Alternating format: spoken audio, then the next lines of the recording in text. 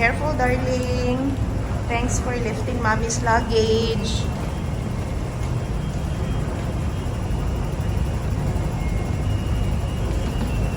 Heavy.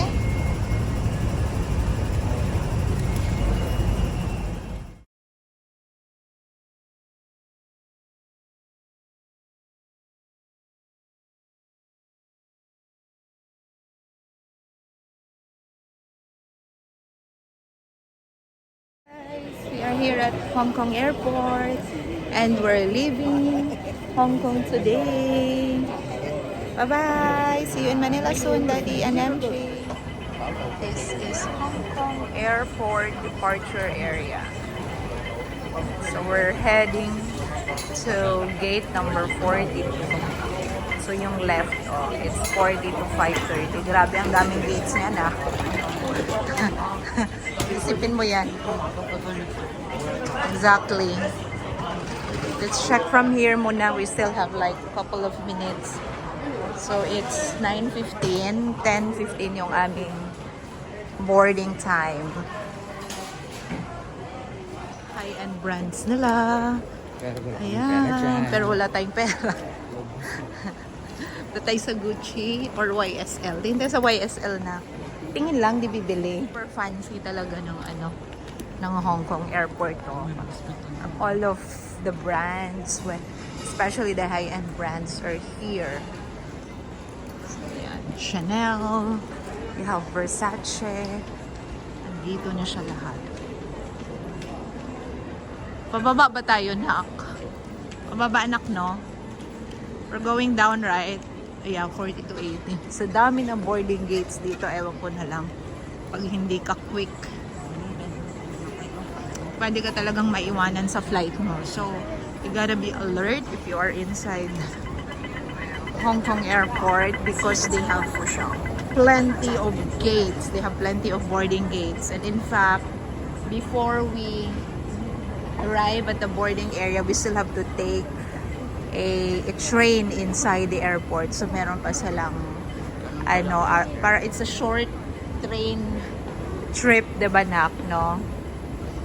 Inside the airport, papunta na yun now. From immigration to the boarding area, meron pang train na kailangang sakyan. And that's what we are. See? Ganyan kadami po yung kanilang boarding gate. So kami nasa 42. At least hindi siya ganun kalayo. So again, basa-basa lagi para hindi maligaw at hindi maiwanan sa flight. Ayan, so sa pinakababa nito is the train that we will be taking to our boarding gate. So this is just a few hour train trip from immigration going to the boarding gate.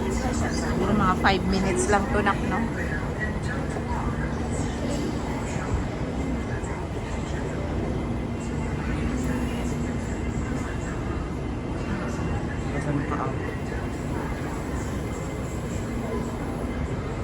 So, nakalagay naman kung ilang minutes yung waiting time. Like, for that one, it's 2 minutes waiting time na lang. So, in time, kararating lang namin dito sa train boarding gate.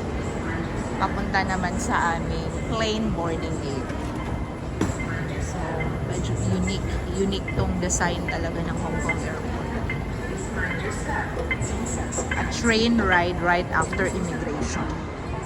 Ayan, so kakalabas lang namin from the train and everyone's in a hurry for the respective flights. So we're going up to our boarding gate. Ayan, si Kuya nasa likod ko lang siya. Ayan. So if you are taking the escalator, if you are not going to walk, you have to stay on the right. So Kuya, move here on the right. Move on the right side. Kasi yung left is the sign for people who wanted to walk. May tao na isa. Well, the right way of doing it is that if you are going to walk, you have to stay on the left side. But since wala namang nagwo-walk, so okay lang kaya you just have to be observant with your surroundings to make sure that you respect each and everyone who's really in a hurry to catch their flight. Please mind your step. So, sa taas pa tayo. There. Bright as the